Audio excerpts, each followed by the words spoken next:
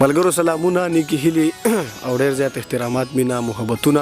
او خاصاتونه ومنئ. خپرونه د غزلزار او زه یم غازي نادر. قدرمنو، نوښار ته راغلي یو او نوښار کې ډېر ښه شاعران دي. د خاورې ډېر ښه خاطلان او لیکوالان هم پیدا کړي دي. ناجمال خټک بابا خاوره ده او څومره چې ښه لیکوالان دي نو په دې سیمه کې شته. هم د دغه سیمې یو ښه لیکوال، یو زبردست لیکوال ښاغلی سهیل ننګیال صاحب را سره ناستې کوي. نن به د دې سره د دې په ژوند او فن او شاعرۍ خبرې کوو، بیا به ته کلامونه وو. سهیل ننګیال صاحب تاسو ته ډېر زیات هرکلی او مینه وي. بسم الله الرحمن الرحیم. لومبی خو زه تاسو ته او ستاسو ملګري ته په خیر راغلی یم چې زموږ کلي ته راغلی او د خپلو مصروفیتو نه مې وخت وویسته او موږ مې خپلو ملګرو سره معرفي کړو. ډېره زیاته مننه. سهیل ننګیال صاحب، شعر و ادب ته راغلی، تاسو شعر هم ولیکو، کوم وخت او څومره کار هم کړی؟ د ادب ته چې راغلی یو نو تقریبا د 1996 یعنی 1996 نه څه وخت چې زما والد صاحب وفات شه نو هغوی په هغه وفات کېدو باندې ما څه مرثي ټایپ څه شاعري ولیکه. خو هغه وخت کې زه په شاعرۍ نه پوهېدم، خو دا به ووایو چې زمونږ خوشقسمتي ده چې الله پاک د امام منظر صاحب غوندې یو استاد راکړه، څوک چې زما د حجرې د جومات ملګری هم و. نو بیا به دا ووایو چې زه خوشقسمته وم چې امام منظر صاحب زما د شاعرۍ اصلاح وکړه او باقاعدګي شاعري چې کومه تقریبا نن 2009 شروع کړه. صحیح ده. 2000 نه دی خو هم ډېره موده کېږي تاسو لیکل کوئ، څه کتاب وغیره هم راغلي دي که نه؟ نه راغلی نه. دا وایي چې مالي ستونزې داسې دي چې کتاب ته یې نه پرېښي او شاعري مواد ډېر دي، د کتاب نه هم زیات دي. دا وایي 2-3 کتابونه مواد را سره شته خو ستونزې دي نو کتاب یې نه چاپ شوی.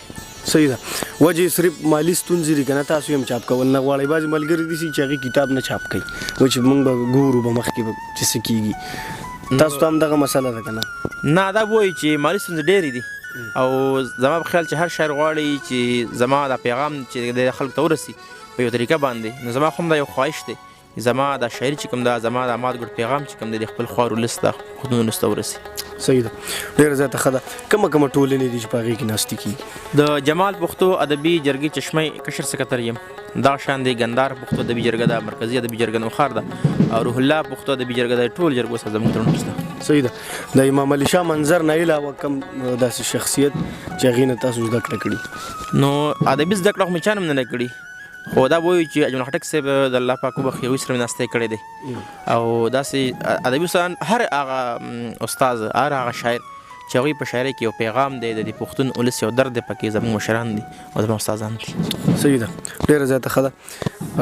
زموږ ملګرو سره به څه کلامونه خپل شریکوئ، ډېره زیاته مننه به هغې به ستاسو کلامونه هم اوري که چېرته چاپ نه پکې خدای توفیق ورکړو کتاب یې دله را جوړ کړو. مننه جي. دا غزل مطلب دی چې وایي چې ګل او نار مې وتړل ګلنار مې ترې نه جوړ کو، چې ګل او نار مې وتړل ګلنار مې ترې نه جوړ کو،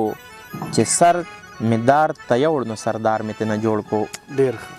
او دا ولې د ډالرو بت ته لاس په نامه ناست وی، دا ولې د ډالرو بت ته لاس په نامه ناست وی، راپاسی مړو سم پروردګار مې ترې نه جوړ کو. او چې زلفې دې خورې کړې بوږنونکې شان ماښام شو، چې زلفې د خورې کړې بوږنونکې شان ماښام شو، چې زلفې د کمسۍ کې نو خامار دې نه جوړ کو. او د زړه مکین مې نه شوې خو ستا یاد مې پکې خښ کو، د زړه مکین مې نه شوې خو ستا یاد مې پکې خښ کو، که زړه مې محل نه شو خو مزار مې ترې نه جوړ کو. او یو تار د ستا د زلفو درخانۍ په ګوتو راغی، یو تار د ستا د زلفو درخانۍ په ګوتو راغی، زه ښه شوه د ادم د رباب تار مې ترې نه جوړ کو. او خرکار کې او سرکار کې بس د ښې او د سین فرق دی، خرکار کې او سرکار کې بس د ښې او د سین فرق دی، خرکار و دا منم خو زه سرکار مې ترې نه جوړ کو. او اوس پوه شوم چې دا وخت د ګزارې نه دی جانانه، اوس پوه شوم چې دا وخت د ګزارې نه دی جانانه، مجبوره چې شوم ډېر نو بس ګزار مې ترې نه جوړ کو. غوښتل مې چې بچی مې د پښتو ژبه زده کړي، غوښتل مې چې بچی مې د پښتو ژبه زده کړي، مکتب کې چېرته نه وه موسیقار مې ترې نه جوړ کو. او ننګیاله ستا باغي باغي شاعري مې را یو ځای کا، ننګیاله ستا باغي باغي شاعري مې را یو ځای کا، ننګیاله د پښتو د ناوي هار مې تنه جوړ کو. ډېر زبردست. نور بس یو نظم جد غواړم د دې عنوان دی ولې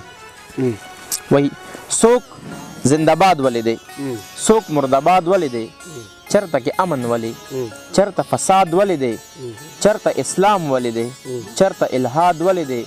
چې ما به څوک پوهه کي چې دا تضاد ولې دی دا ابتدا ولې ده دا انتها ولې ده چرته خندا ولې ده چرته جړا ولې ده چرته تیاره ولې ده چرته رڼا ولې ده مینه ثواب ولې دی مینه ګناه ولې ده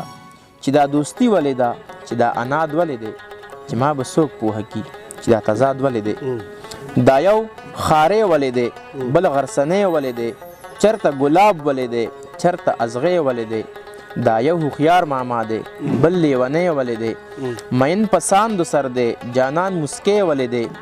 یو خواته هیر ولې دی بل خواته یاد ولې دی چې ما به څوک پوهه کي چې دا تضاد ولې دی زنځیر کې کړنګ ولې دی بنګړي کې شلنګ ولې دی دا یو باچا ولې دی دا بل ملنګ ولې دی زړه کې چې مینه اوسي په زړه کې زنګ ولې دی خلک چې امن غواړي نو بیا دا جنګ ولې دی دا په خپل ځان باندې هم ړون اعتماد ولې دی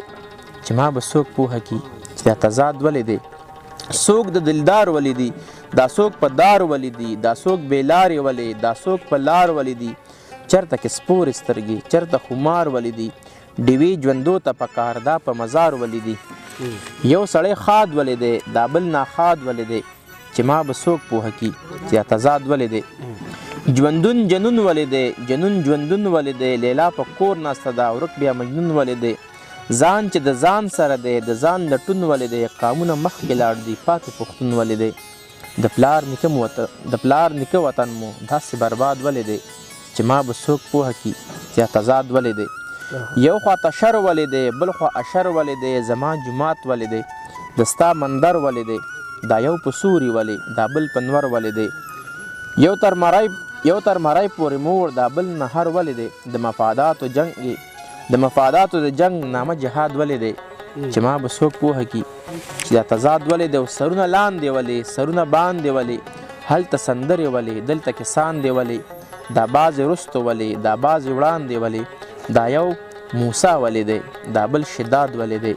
چې ما به څوک پوهه کي یا تضاد ولې دی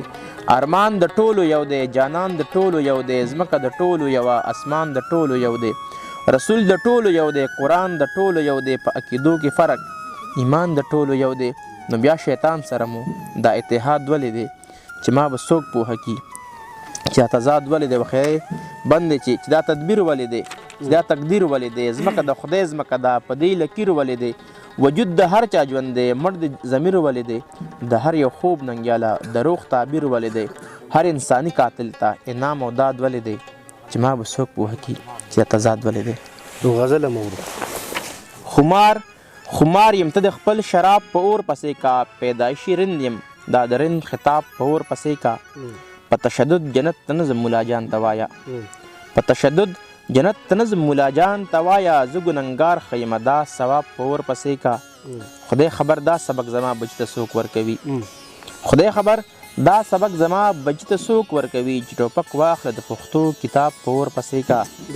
چې درخانه یې ترنه رکیب په سره ډولۍ کې یوړه اوس اعظم خان ته وایه خپل رباب په اور پسې کا چې د مشال او د نقیب په جنازه خور نه شو بلا پرې راشه دغه سور ګلاب په اور پسې کا که ته پښتون یې دغه یو کار د پښتو خو وکړه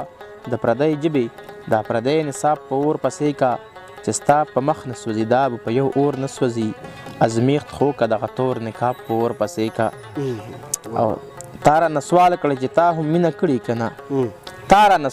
چې تا هم مینه کړې که نه جواب او دی خو بس دا جواب په اور پسې کا او زه د جانان ذکر کوم خو بې حسابه کوم که په تسبو حساب وي دا حساب په اور پسې کا